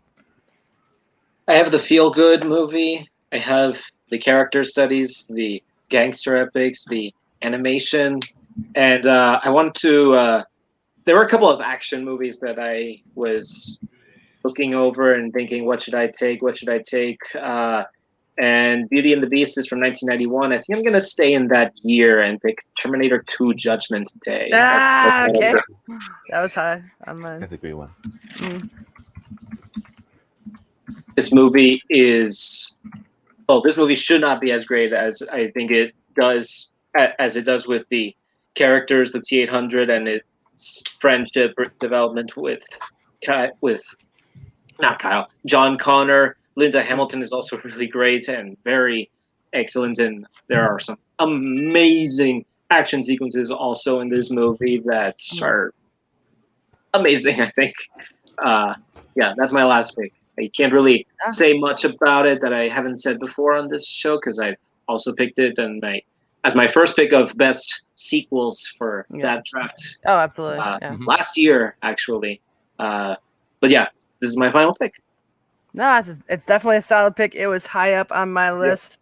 I just it just wasn't one where I had to go more with my heart with my picks than my head, because I know if I was trying to win the poll, my list would look very, very, very different, and this probably would have been one of my higher picks up there.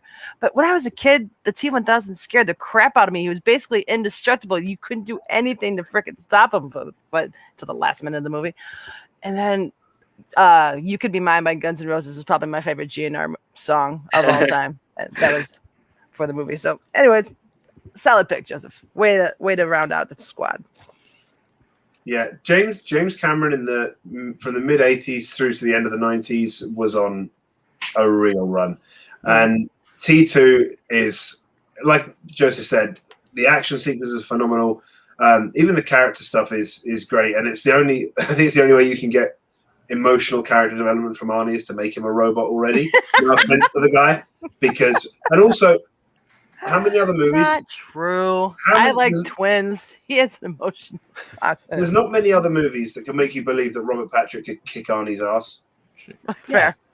And yeah, Robert Patrick is phenomenal. Even just down to the style of running that he chooses to do in this movie is an incredible performance from him.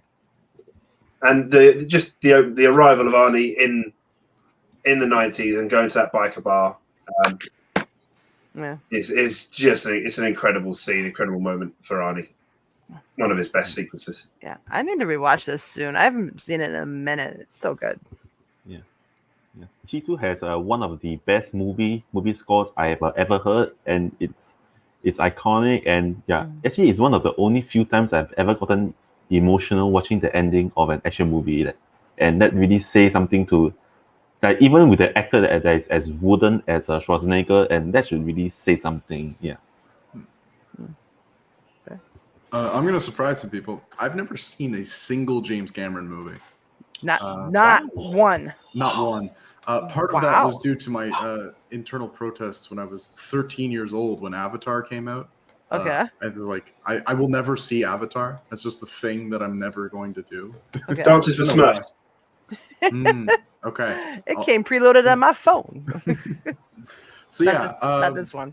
Yeah, this is something that has just completely passed me by. I'll need to dive into Cameron at some point. Just that's gonna be an epic week / month, however long it takes you to get through. It'll be a week. It'll be a week. I'm just gonna put something out here with James Cameron. So, two of the great sequels of all time, Aliens and Terminator 2: Judgment Day. Next year, he's got Avatar 2 coming out. It's going to be the greatest film of all time. There's history. We'll see. I will put my standing on it of goodwill. Who says you have any to stand on?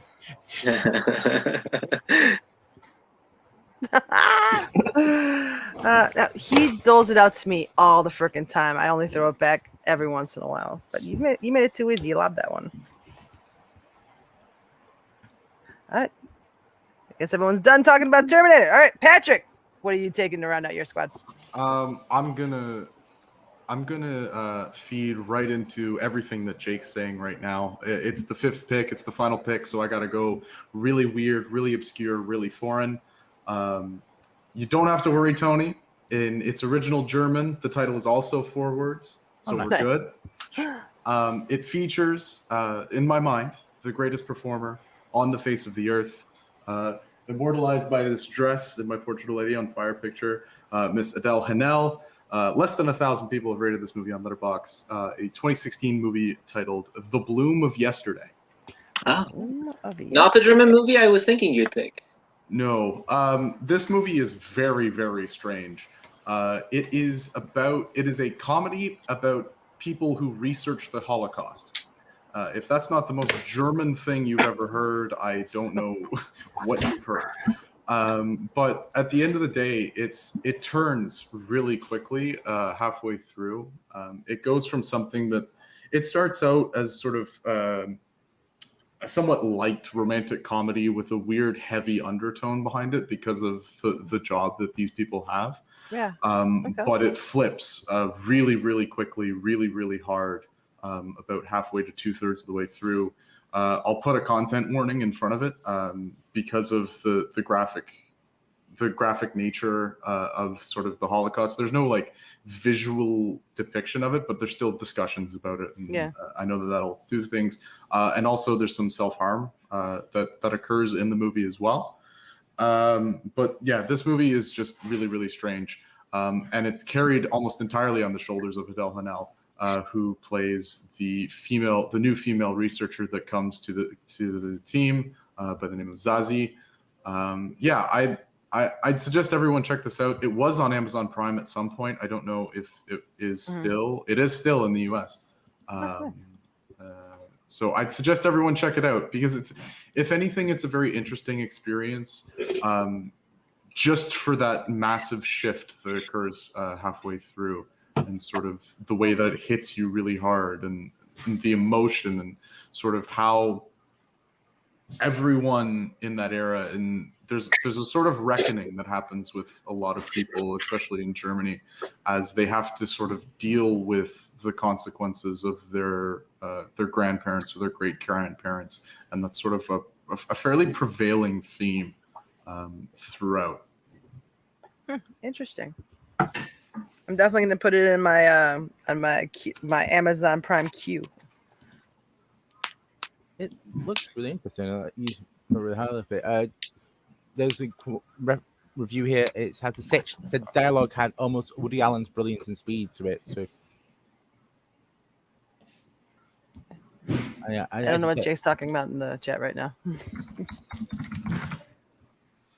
Yeah, yeah. He's talking. Yeah. He's talking about the Hitler movie. Adelaide brought it up before. I can't remember on which episode they did, but yeah, it's that movie is bananas. Yeah, it is interesting how the last 10 years Germany has really started to come to terms with that period of their time and being able to actually make media about it that isn't just we're going to tell the story once again. Isn't just triumph for the will.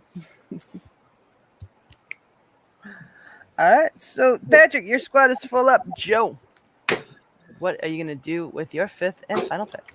Oh, there's quite a few left on this list. Talk about the Bond one I put in. I do love my James Bond, but I think I'm going to put something on here that I still think about now after watching it. It's one of those movies that after I watched it, and I think this happens for a lot of people, it sticks with you because there are so many questions. And, there's a lot of movies on here that, like we said, they go from point A to point B, sometimes to point C, and you understand, like I said, but do the right thing, the message of that movie. This is not one of those. This goes from point A to point B to C to D to E, and then back to A again with a giant space baby. I'm going with 2001: A Space Odyssey. Okay. Ooh. Didn't even think. Stanley Kubrick's direction here is fantastic. Just everything about it, from the first sort of the moment with the evolution of the apes, the dawn of man. And I think that's why I've sort of come to is at the beginning you get that title, The Dawn of Man, and I think that's actually the whole movie. It's not just that opening sequence with the eggs. That is the whole movie.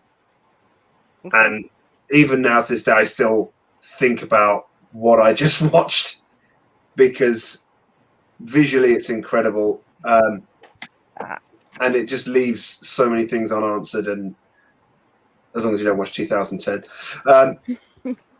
But to this point, I think Kubrick does a fantastic job. Not my favorite Kubrick, that would be the very long title that's definitely not 4 words.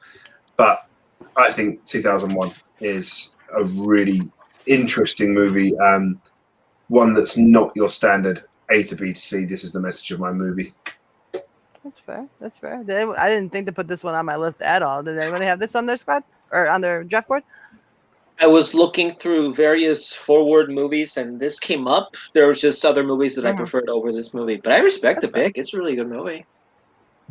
That ending is always a mind twister of a sequence. The whole wormhole sequence, and then the whole baby sequence is like, what is it? What is this I'm watching? But it's a really good movie.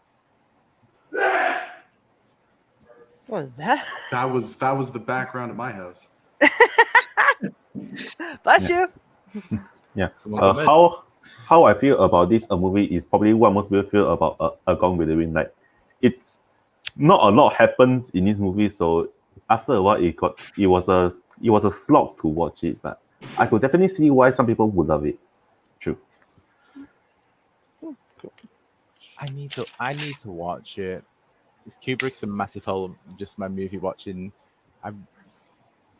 I know of it and I respect the stuff I've seen of it. I'm just like, I've just always thought of it just being, it's a bit too artsy fartsy.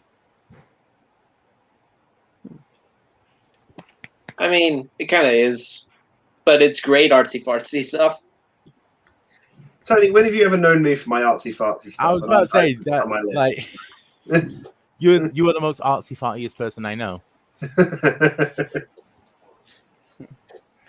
All right, cool. Joe closes out his team with 2001: A Space Odyssey. Over to me.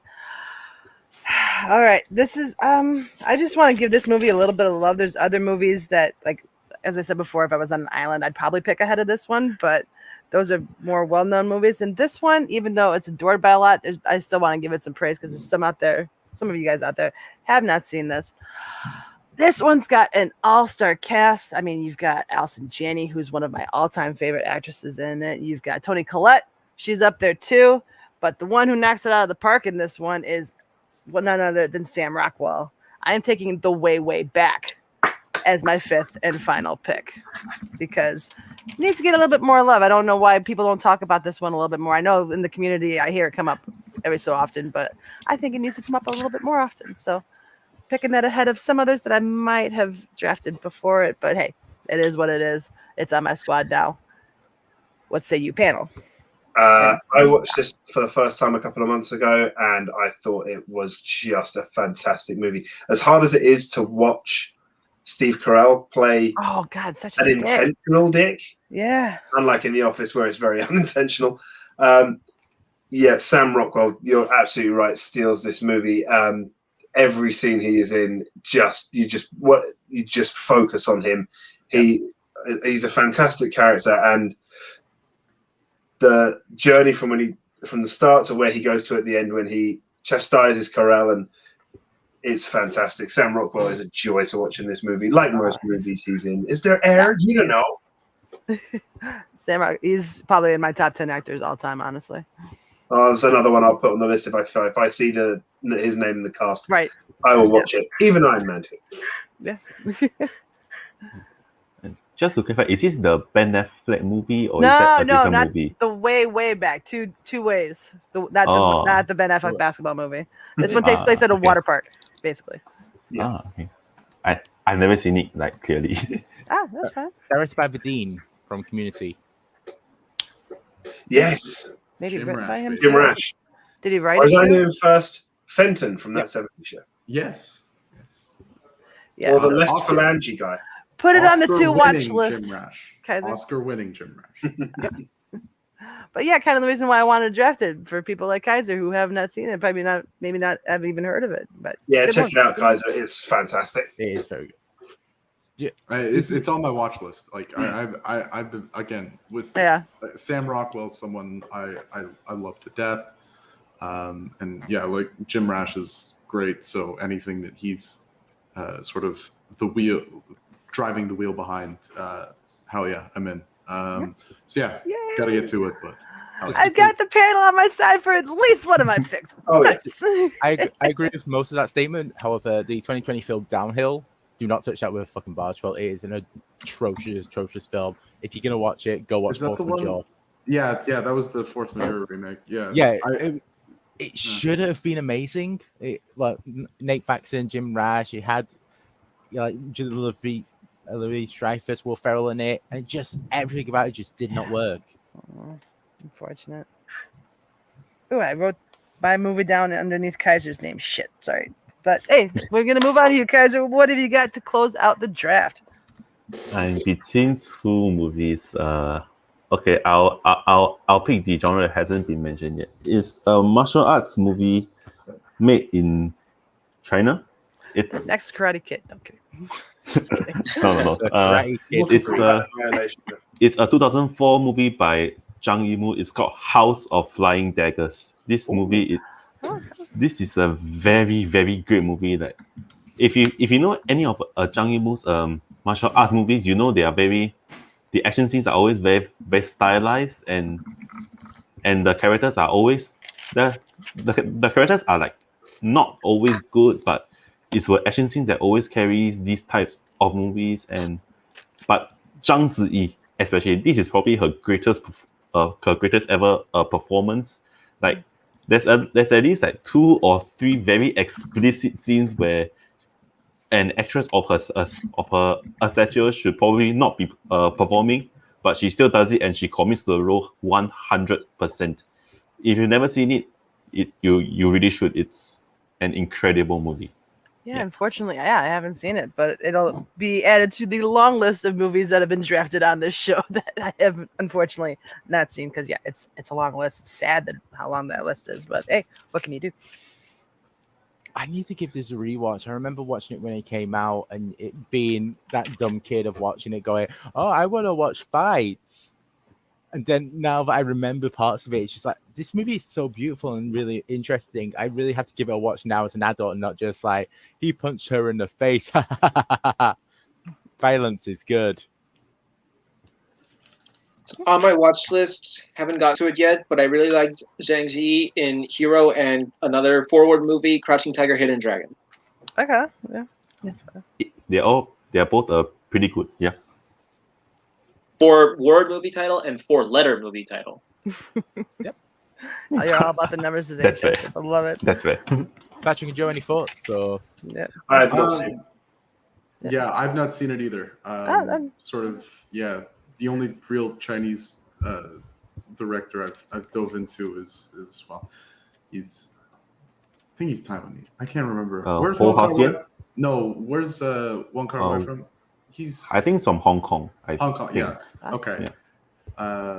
Yeah. I haven't really dove into much Chinese film, but besides Wong Kar-wai and Tsai Ming-liang. Tsai Ming-liang, yes.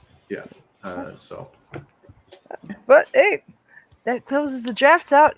Just time for Tony to recap how the teams turned out, and then we will go around the horn. We'll probably start with Kaiser and work our way around. And you just throw out any promos that you want, anything you want to promote, anything you want to plug, and then your honorable mentions, 3, maybe 4, if you want to throw them out there. Don't go too crazy, but at least get a few that you almost got off your chest. Tony, take it away with the recap of how it broke out. All right. So Joseph went first overall, and his list is It's a Wonderful Life, The Godfather Part 2, There Will Be Blood, Beauty and the Beast, and Terminator 2, Judgment Day. Patrick went second. He went All the President's Men, Boys in the Hood. I will never say it again. Y2 Mama's Tambourine. Say it in your mama too. It's fine. Never, rarely, sometimes, always, and the bloom of yesterday. Joe in the middle there went Back to the Future, Some Like It Hot, Shaun of the Dead, Do the Right Thing, and 2001: A Space Odyssey. Peggy went Spider-Man Into the Spider-Verse, When Harry Met Sally, The Devil Wears Prada, The Girl Next Door, and The Way, Way Back. And then Kaiser at the end, A Few Good Men, Gone with the Wind, 5 centimeters per second, The Empire Strikes Back, and House of Flying Daggers. Yeah, the poll is going to be interesting for sure this week. All right, Kaiser, anything you want to plug? Any social media handles that you want to throw out there? And then honorable mentions, something that or movies that almost made your team. Not really anything like movie trivia related, but I'm participating in a this is like on a very weird tangent. Okay. I'm participating in a hackathon in Singapore in like probably the next few days. It's called Life Hack. It's like developing computer programs for people with spinal injuries, and in an effort to just raise more awareness and to just do something for the world. And That's as for any social media handles, I mean, you don't have to. Not really. And as for everyone honorable, go fuck yourselves. Don't follow Kaiser anywhere. and as for honorable mentions, so the first honorable mention I have is Kingsman: The Secret Service. I rewatched this movie a lot, and I think it's very, very funny and better than any James Bond movie I've seen, at least. Yeah. Oh, that must be fighting words with some of the panelists. Yeah. Joe, settle down. You're sick, Joe. Then the next two I have are they're both anime. The first one is Whisper of the Heart, which I think is a very underrated Studio Ghibli movie, and if you haven't seen it, it's one that you should definitely watch. And the last one is, this is technically a new release, so I didn't really want to pick it, but anytime I play a trivia, I always wear a shirt and it's a Demon Slayer shirt. So yeah, if you haven't seen Demon Slayer Infinity Train, watch it. It's okay, and that's it. Okay. All right, cool. Thank you. Over to Patrick. Quick run through of honorable mentions. Gus Van Sant's My Own Private Idaho. The Billy Wilder movie that I had was Witness for the Prosecution. I was wrong. I went ace in the hole for some reason. That was the other one I thought of afterwards. Yeah. That movie's so brilliant. My favorite Jim Carrey performance of all time, Man on the Moon. That movie is so underrated. I think it's my favorite biopic of all time, and I'm someone who generally hates biopics. That movie is terrific. And the last one is a Korean movie called I Saw the Devil. It stars Choi Min-sik. It is equal parts cerebral and gory. It is very, very good. Shout out to Aaron J, who recommended this movie to me. Sounds like him. Sounds like something he did. Plugs.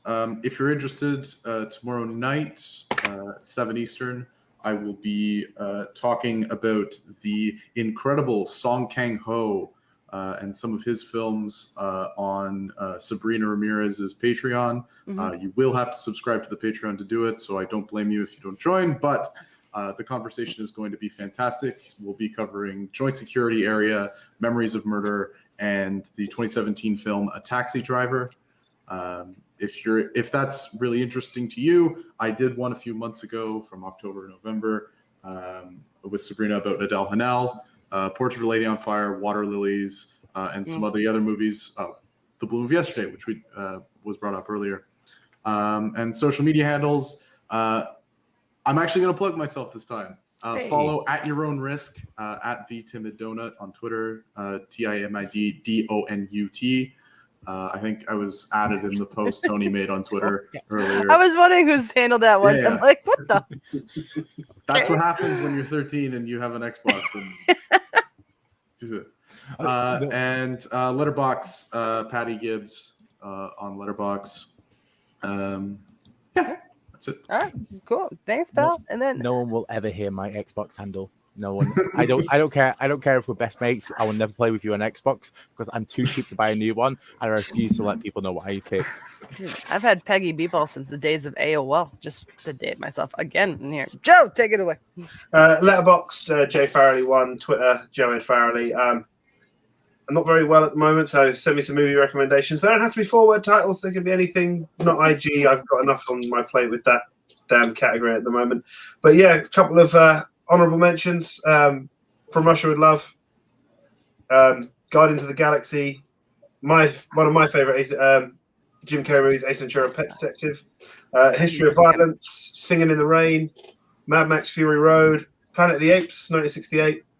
There's Something About Mary, Planes, Trains, Automobiles, E.T. the Extraterrestrial, A Fish Called Wanda, Ferris Bueller's Day Off, and Little Shop of Horrors were some of the ones I was toying with, but happy with my list. But yeah, that's all you got from me. I don't do any shows except when I'm playing matches everywhere and occasionally appearing on people's podcasts.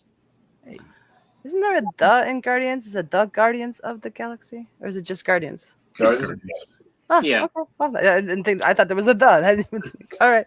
Anywho, Joseph, take it away. Plugs and honorable mentions. Yeah, I'm on Letterboxd at Joseph020. I'm also on Multiplex playing for defending a team's title match. I don't know if I'm allowed to say who it is exactly yet, but look forward to that. Honorable mentions. There are still a ton. Here are just a couple. The war movies, The Thin Red Line and The Battle of Algiers. The animated movies, The Secret of Nim and Grave of the Fireflies. The crime films, Hell or High Water and Anatomy of a Murder. The French musical, The Umbrellas of Cherbourg. And also an ultra-depressing movie, but really, really well acted, A Streetcar Named Desire. All right. Oh my god. Love this list. Dude, not a whole lot has come off of my list throughout your honorable mentions. Some are on Girths in the chat, but it's interesting. All right, Tony, what's coming up on the channel? And a few that you would have drafted had you had the opportunity. Yeah, absolutely. So, honestly, most of the ones that I had already got picked. So, I had like stuff like Buffy the Vampire Slayer. It's low key a quite good one. Sleeping with the Enemy. Night in the Museum, Who Framed Roger Rabbit, and The Wizard of Oz. That Father of the Bride? I figured for sure you'd say that. Fuck. Father of the Bride. There we go. That sounds more like you. And then for the channel, so as I mentioned, there's no Digesting the Force this week, but all the episodes prior to Rise of Skywalker are available. Monday they did a sports movie that you do not follow with the movie A League of Their Own, which Aaron and Christina have not watched before this time with Ryan Permerson. So that's a ton of fun. Keep your eye out. There's going to be a few announcements of a few changes coming up soon. But I can announce that Maelstrom is going to be back technically this month. However, it's going to be August 1st. So last week of this month. Multiple Choice Maelstrom, the superhero showdown. So that's 40 questions all on superhero films. Some of y'all are salivating over that category. Nice. And then for me, a few of my honorable mentions. Almost drafted That Thing You Do because I love that movie. Life is a House. I'd like to mention that one all the time because not many people have seen it. Beverly Hills Cop 2 because it's the best out of the trilogy. Let's see what else. Just throw on just for good measure. National Lampoon's Christmas Vacation. White Man Can't Jump. Pop up the volume. I saw you, Garth, in the chat. You threw that up there. Can't Buy Me Love. That's another. While You Were Sleeping. Another one that I love. But anyways, I don't want to go. Tap. Yeah, I figured that. That was the one. That was the Rob Reiner one that Gareth was talking about in the chat earlier. I didn't think anyone was going to take that one. But yeah, I think that's about all I really want to name out there. I mean, I had others. I Love You, Man. Time to Kill. Enemy of the State. Bend It Like Beckham. Just random shit. But you can find me at Peggy B Ball on all the social media platforms that I participate in. There's a few out there. And then you can see me here every Wednesday co-hosting with Tony. Fantasy Film Fights. Next week, we are drafting teen movies. I believe it is. Yes, yep. Teen movies is the topic for next week. So it can be from any era. Just has to be the storyline centered around teens. It'll be interesting to see what people come up with. And then you can see me in the Movie Trivia Schmodown. Hopefully, I'll have another match coming up soon. I am waiting to hear if I am going to be a part of the singles tournament. Fingers completely crossed for that. But yeah, see you guys next week on Wednesdays. But myself, for Kaiser, Patrick, Joe, Joseph, and Tony. Have a good one, guys. See you next week. Bye. Thank you very much, ladies and gentlemen, and please don't forget to vote. That was Awesome. I thought it reeked. Who's winning? Let's see who wins. You're gonna win. Nothing personal. It's really gonna matter. Tune in next week. You see what happens? Brand new. Episode? A fantasy Film. fight. Doesn't matter who wins, because they're all losers.